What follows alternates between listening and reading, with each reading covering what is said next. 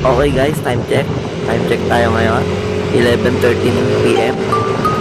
Naghanap ng pansit si Mrs. So kailangan mabigay natin yun kasi baka pumangit yung anak ko. So yun, samahan nyo akong maglibot dito ngayon. Napakadilim pala dito pag gantong oras na. Medyo nakakatakot. Ayan. Live tayo. One hand lang tayo. Kaya medyo nginig. Pasensya na kayo sa video guys. Basta samahan nyo ako, nakakatakot talaga dito. Tingnan yung lugar namin. Pag ganitong oras na. Wala masyadong dumadaan ng tao. Walang tao, walang sasakyan. So yan. Samahan nyo muna ako ha. Drive muna ako. Medyo nakakatakot lang talaga. Pasensya na kayo. Kailangan mabigay ko na yung pangangailangan ng sa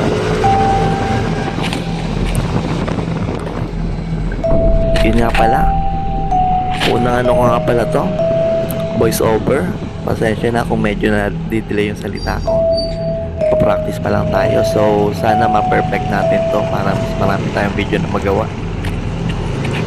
So yan, malapit na tayo sa campus. Yun nga kagandahan dito. May malapit na tindahan. Siguro 2 kilometers away to sa bahay namin. So yan, medyo lubak lang dito. Pero tiyagay na natin. Malapit na tayo. Ayan na.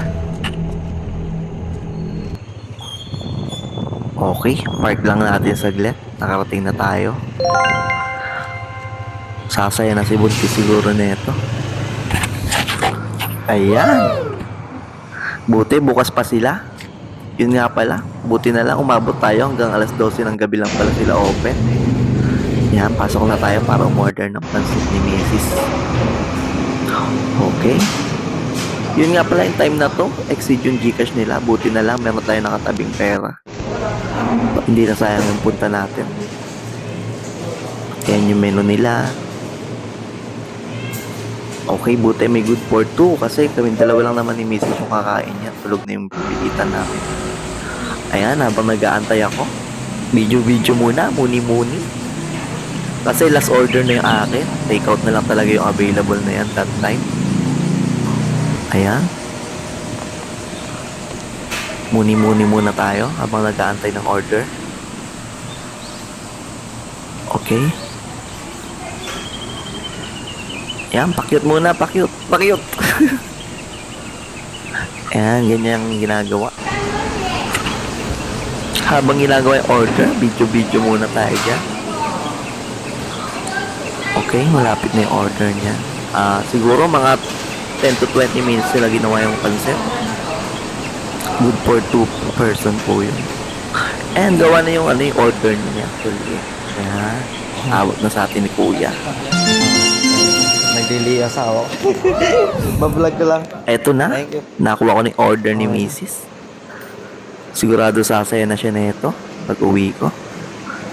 So yun, punta muna tayo sa motor para maayos natin yan. Tapos makauwi na tayo ng bahay para makakain na si Buntis. Ayan, medyo sumabit pa nga ako niyan. Wala ko kasya doon. Wait lang guys, patayin ko muna yung camera. Naging masaya. Ayan, drive na tayo pa uwi ng bahay. Yan, medyo maliwanag dito sa part na to eh. Pero sa bandang part lang nito. Pagdating mo doon sa kalagitnaan papunta sa bahay namin is medyo madilim na kasi wala na ganong ilaw ng poste doon. Ayan, wait lang ulit. Try muna tayo. Medyo palikot na eh.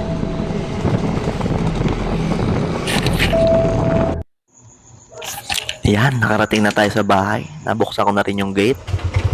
Pasok na tayo sa loob para maibigay natin yung pansit ni Mrs. Okay, akyat na tayo dito sa taas. Sana gising pa siya. Kasi mag-alas 12 na nito.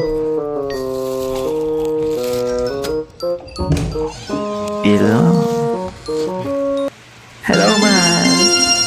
Ayan, tingnan niyo yung reaction niya dyan. O diba, sobrang priceless. Sobrang priceless kapag nabibigay yung gusto ng mga buntis. Ganyan pala yung pakiramdam nun. Kahit na matutulog ka na lang, tapos gigisingin ka. Mangungulit kung ano yung gusto nila kainin. Pero mahalaga, napasaya natin yung asawa natin. Ayan na. Iyahain na ni Mrs. yung pansit. Siyempre, sasaluhan natin. Di naman pwede siya lang yung kakain yan. Kasi Cravings. sigurado, may yan. Aftershock. Aftershock ng galit niya. Madaling araw. Kapag hindi mo na naman sinunod.